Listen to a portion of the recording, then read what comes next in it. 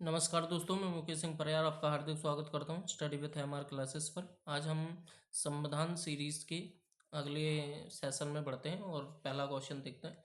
पहला क्वेश्चन आपसे बोला जा रहा है कि संविधान सभा में निम्नलिखित में से किन राज्यों से सदस्यों की संख्या केवल एक थी। मतलब संविधान सभा में ऐसे कई राज्य थे जहां पर केवल सदस्यों की संख्या कितनी थी, केवल एक थी। तो अजमेर और मारवेड़ ये एक राज्य था, कुर्ग ये भी ये था, और दिल्ली। ठीक है, तो इसमें जो आंसर होगा डी, इनमें से सभी। अगले क्वेश्चन की तरफ पढ़ते हैं। अगला क्वेश्चन, संविधान सभा में निम्नलिखित में से किन देशी रियासतों से सदस्यों की संख्या सर्वाधिक थी। मयूरभंज से नहीं थी, न तो पटियाला से, न कोटा से। सबसे ज्यादा जो सदस्यों की संख्या थी संविधान सभा में, वो कहाँ से थी दोस्तों, तो मैसूर से थी। आगे बोला जा रहा है कि मूल रूप से भारतीय संविधान में कितनी अनुसूचियां थी। मैं इससे पहले भी आपको बता चुका हूँ, मूल रूप से भारतीय संविधान में 8 अनुसूचियां हुआ करती थी। उसके बाद 4 को संशोधन करके जोड़ा गया, जो कि वर्तमान में अब कितनी हैं, तो 12 अनुसूची हैं। अगले क्वेश्चन में बढ़ते हैं। बोला जा रहा है भारतीय संविधान में कैबिनेट सरकार का सिद्धांत किस देश के संविधान से प्रेरित है। तो कैबिनेट सरकार का सिद्धांत जो है वो ब्रिटेन से, कहाँ से लिया गया है, ब्रिटेन से लिया गया है। कैबिनेट सरकार का मतलब आप जानते हो, जिसमें प्रधानमंत्री तथा अन्य मंत्रियों को मिलाकर कैबिनेट सरकार बनती है। निम्नलिखित में से कौन भारतीय संविधान की विशेषताएं नहीं है। ठीक है, आपातकालीन का प्रावधान है अपने यहाँ, एकीकृत न्यायपालिका है, लिखित संविधान भी है, लेकिन दोहरी नागरिकता नहीं है। दोहरी नागरिकता का जो प्रावधान है वो यूएसए में, भारत में केवल और केवल एकहरी नागरिकता है। ठीक है दोस्तों, अगले क्वेश्चन पे पढ़ते हैं। अगला क्वेश्चन आपसे बोला जा रहा है कि भारतीय संविधान में निम्नलिखित में से कौन से प्रावधान ऑस्ट्रेलिया के संविधान से लिए गए हैं। तो कौन से प्रावधान ऑस्ट्रेलिया के संविधान से लिए गए हैं, तो अगर देखा जाए समवर्ती सूची भी ली गई है, वाणिज्य एवं समागम की स्वतंत्रता वहीं से ली गई है, सदनों में संयुक्त बैठक भी वहीं से ली गई है। तो उपयुक्त डी। ठीक है, मतलब सभी, उपयुक्त में से सभी। अगले क्वेश्चन पे बढ़ते हैं। अगला क्वेश्चन आपसे बोला जा रहा है कि भारतीय संविधान में उच्चतम न्यायालय और उच्च न्यायालय के न्यायाधीशों को हटाने संबंधी प्रावधान किस देश के संविधान से लिया गया है। तो कनाडा से नहीं लिया गया है, ना ही जर्मनी, जो कि न्यायाधीशों को हटाने संबंधी जो प्रावधान है किस देश से लिया गया है, तो ये ना तो फ्रांस से लिया गया है, ये लिया गया है अमेरिका से। कहाँ से लिया गया है, अमेरिका से दोस्तों। ठीक है, अगले क्वेश्चन पे बढ़ते हैं। अगला क्वेश्चन आपसे पूछा गया है कि प्रस्तावनाओं को सर्वप्रथम किस देश की संविधान में सम्मिलित किया गया था। प्रस्तावनाओं को सर्वप्रथम किस देश की संविधान में क्या किया गया था, सम्मिलित किया गया था। तो दोस्तों अमेरिका के संविधान में।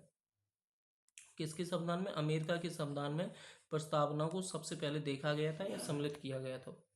अगले क्वेश्चन में बोला जा रहा है, बहुत ही ज़्यादा इंपॉर्टेंट क्वेश्चन है कि निम्नलिखित में से किसने प्रस्तावनाओं को संविधान का परिचय पत्र कहा था। तो ये थे N.A. पालकीवाला। ठीक है, किसने कहा था, N.A. पालकीवाला ने। ठीक है दोस्तों, अगले क्वेश्चन पे बढ़ते हैं। अगला क्वेश्चन बोला जा रहा है कि प्रस्तावना में 42वां संविधान संशोधन 1976, हाँ 42वां संविधान संशोधन 1976 के द्वारा कौन सा शब्द नहीं जोड़ा गया था। तो दोस्तों समाजवादी शब्द जोड़ा गया था, अखंडता भी जोड़ा गया था, और पंथ निरपेक्ष। ठीक है, समाजवादी, अखंडता, पंथ निरपेक्ष। तो आपके सामने एक ऑप्शन बच रहा है, कौन सा नहीं जोड़ा गया तो आपके सामने है बंधुत्व। ठीक है, तो इसका जो राइट आंसर हो जाएगा वो कौन सा हो जाएगा दोस्तों, बंधुत्व हो जाएगा। अब हम आगे बात करें तो आगे देखेंगे अगला क्वेश्चन प्रस्तावना में कितने प्रकार की न्यायपूर्ण चर्चा की गई है। तो प्रस्तावना में दोस्तों 3 प्रकार की न्यायपूर्ण चर्चा की गई है। तो इसका राइट आंसर 3 हो जाएगा। और थोड़ा देख लेते हैं, प्रस्तावना में 3 तरीके के न्याय की चर्चा की गई। न्याय कौन कौन से, सामाजिक होंगे, आर्थिक होंगे और राजनीतिक होंगे।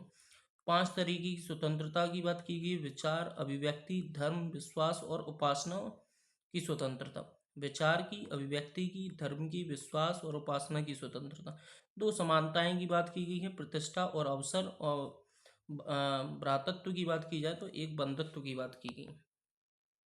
तो प्रस्तावना में कितने प्रकार की स्वतंत्रता का उल्लेख है, तो प्रस्तावना में 5 प्रकार की स्वतंत्रता का क्या है दोस्तों, उल्लेख है। अभी ऊपर पड़ गया है कि कितने प्रकार की, 5 प्रकार की स्वतंत्रता। भारतीय संविधान में उल्लेखित धर्मनिरपेक्षता शब्द का अर्थ है। देखो, भारत राज्य का अपना एक धर्म होगा ऐसा बिल्कुल नहीं कहता। भारत में किसी भी धर्म आदि को मानने पर प्रतिबंध है, ऐसा बिल्कुल नहीं है।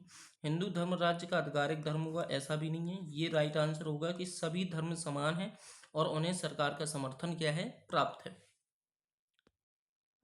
अगले क्वेश्चन में पढ़ेंगे दोस्तों। अगला क्वेश्चन आपसे बोला जा रहा है कि निम्नलिखित मामलों में से किसमें भारत के सर्वोच्च न्यायालय ने प्रस्तावना को भारतीय संविधान का भाग नहीं बताया। देखो ये कुछ केसेस होते हैं जिन केसों में स्टडी हमें करनी पड़ती है और ये केसेस से रिलेटेड भी क्वेश्चन कई बार हमसे पूछ लिए जाते हैं। ठीक है दोस्तों, तो हमसे ये पूछा गया है कि ऐसा कौन सा केस था, ठीक है, जिसमें मतलब सर्वोच्च न्यायालय ने प्रस्तावना को भारतीय संविधान का भाग नहीं बताया।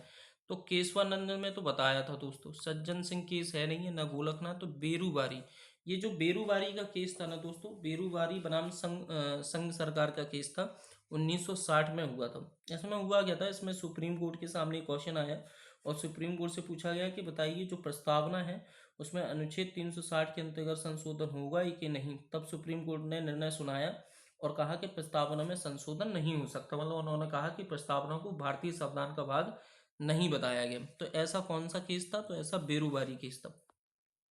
अगले क्वेश्चन में बढ़ते हैं। अगला क्वेश्चन है फिर से वही है कि किस वाद के फैसले में सर्वोच्च न्यायालय ने घोषित किया कि उद्देश्य का मतलब ही प्रस्तावना होता है, बस क्वेश्चन को थोड़ा सा घुमाया गया है कि संविधान का हिस्सा नहीं है। ठीक है, तो वही बेरूबारी केस। ठीक है दोस्तों, अगले क्वेश्चन पे बढ़ते हैं। भारतीय संविधान में उद्देशिका में कितनी प्रकार की न्याय की व्यवस्था दी है, अभी पढ़ के आए हम 3 प्रकार की। अगले क्वेश्चन पे पढ़ेंगे। अगला क्वेश्चन आपसे बोला जा रहा है कि भारतीय संविधान की प्रस्तावना में प्रयुक्त न्याय शब्द अभिव्यक्त करता, मतलब न्याय शब्द का अर्थ सही क्या है। तो पद तथा अवसर की समानता, तो ऐसा तो कुछ नहीं है। आर्थिक तथा राजनीतिक न्याय, ये भी नहीं है। राजनीतिक तथा सामाजिक न्याय, ये भी नहीं है। ये वाला राइट आंसर हो जाए कि न्याय जो चाहिए हमें सामाजिक भी चाहिए, आर्थिक भी चाहिए और राजनीतिक भी चाहिए। तो इसका जो आंसर होगा वो डी वाला आंसर होगा। ठीक है दोस्तों, अगले क्वेश्चन पे बढ़ते हैं। अगला क्वेश्चन आपसे बोला जा रहा है कि 26 जनवरी 1950 को भारतीय गणतंत्र की सही वैधानिक स्थिति क्या थी। जब देश 26 जनवरी 1950 में था तो उस समय गणतंत्र की सही वैधानिक स्थिति क्या थी। भारत एक लोकतांत्रिक गणराज्य होगा, ऐसा नहीं। संपूर्ण प्रभुत्व संपन्न लोकतांत्रिक गणराज्य, ऐसा भी नहीं। तो इसका जो राइट आंसर होगा दोस्तों, इसमें सी वाला राइट आंसर होगा, संपूर्ण प्रभुत्व संपन्न पंथ निरपेक्ष लोकतांत्रिक गणराज्य।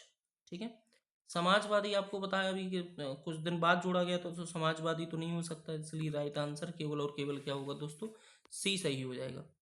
अगले क्वेश्चन पे बढ़ते हैं। अगला क्वेश्चन आपसे पूछा गया है कि निम्नलिखित में से किस वाद में उच्चतम न्यायालय ने धारणा प्रस्तुत की कि उद्देश्य का संविधान का भाग है। तो ये यूनियन ऑफ इंडिया बनाम डॉक्टर कोहली नहीं था, ये वाला भी नहीं था। इसका जो राइट आंसर होगा वो सी होगा दोस्तों। ठीक है, कौन सा, बम्बई बनाम यूनियन ऑफ इंडिया, ना तो ये होगा। ठीक है दोस्तों, तो धन्यवाद दोस्तों। अगर आपको ये सेशन पसंद आ रहा है तो आप प्लीज़ लाइक एंड कमेंट कीजिए। आगे बढ़ते हैं।